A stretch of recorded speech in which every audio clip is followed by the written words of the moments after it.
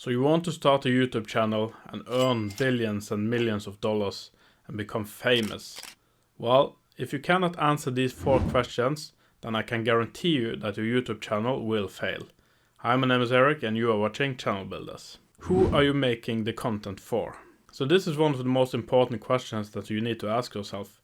Because if you don't know who your audience is, then you cannot really make videos for them. For instance, why should I watch your videos? What are you going to give me?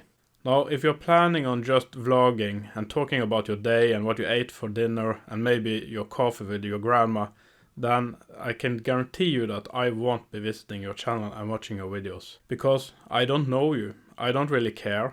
That's not exciting for me to see. Would you watch a video of me just drinking coffee and watching TV?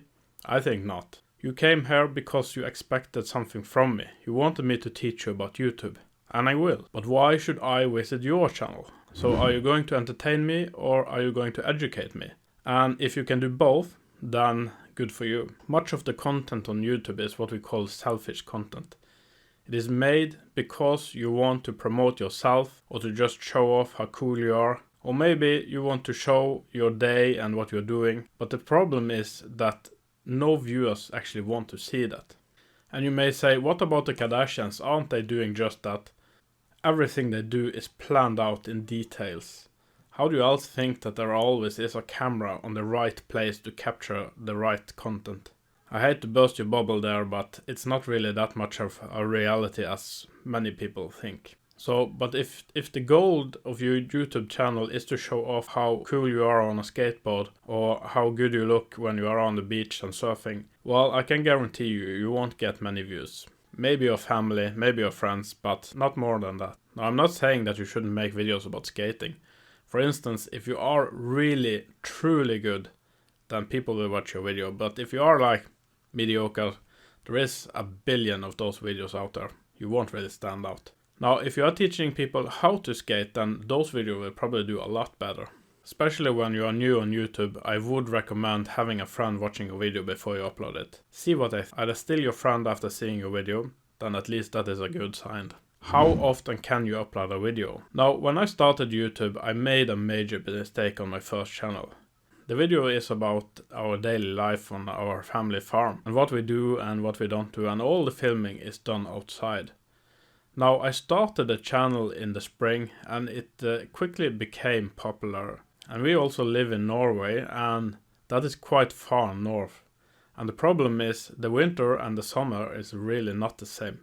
So we started the channel in the spring and started to build it during the summer. We made a lot of videos. It was easy. In summer in Norway there is light all day and almost all night, and the weather is usually good. So filming outside was easy. We made a lot of videos, they became popular, but then fall came and the problem started. During October, November in Norway, it gets so dark in the afternoons that when I left for work in the morning it was dark, and when I came home from work it was dark, and it was raining all day and all night. And if you want to make great videos outside in the rain, in the dark, then just forget about it. You can't really make good videos if you don't have any light. So I did the only thing I could. I made other videos. I built myself a studio like this, and I started to talk to the camera, and I showed clips, which I hadn't filmed myself, and told stories. And my audience hated it, because they were on my channel because they wanted to see my farm, my farming, not some random clips from something else. But because of my inexperience on YouTube, this was not something that I thought about. I just made videos about farming. I didn't think that I needed to plan anything. So you really need to think about this. How often can you make a video? Now, at least if you base your videos so that you can make them indoor, you have a lot more control.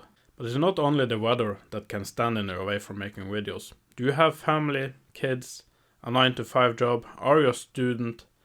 Then you probably need to use some time on that as well. And maybe it's okay for them if you use a lot of time in the beginning, but after some time that will start to take its toll on the relationship. Plan out, can you really make a video a day? So we started with one video every week, but after some time we also saw that that was actually too much. because the video took longer and longer to make, the more quality we wanted. The more clips you have that you're going to put together into video, the longer it takes. And when you start to learn that you have to move the camera around and have a lot more than just one angle to make it interesting, then that will also take a lot of time. So try to be realistic. How often can you upload? Is your niche big enough for a channel? Now this is also really important that you ask yourself, can you keep on making videos within this niche? For instance, there is a channel that I'm following where they're building a log cabin. But what happens when they are finished? Are they going to build another one? Now, if this has become your day job because your channel was really big, then you may have some problems when you finish. So you should really think about that. Is the niche you have picked big enough? And also remember that you have to make a lot of videos. It's not enough with just one. You won't be famous by that. You need to keep making videos so people have something to watch. I have another example on why you need to think about that. There was a channel that I used to follow that made videos about cameras. Different cameras, reviews, how to use them. I really love that channel because I'm a bit of a camera nerd myself. But after some time, he started to make videos about pads instead. And I don't care about pads. When he started doing only videos about pads, he lost a subscriber and probably many more. So plan out. You need to find a niche that is big enough for your channel and also something that you like to do. Can your channel damage your daily life? Now this is also something that you need to think about.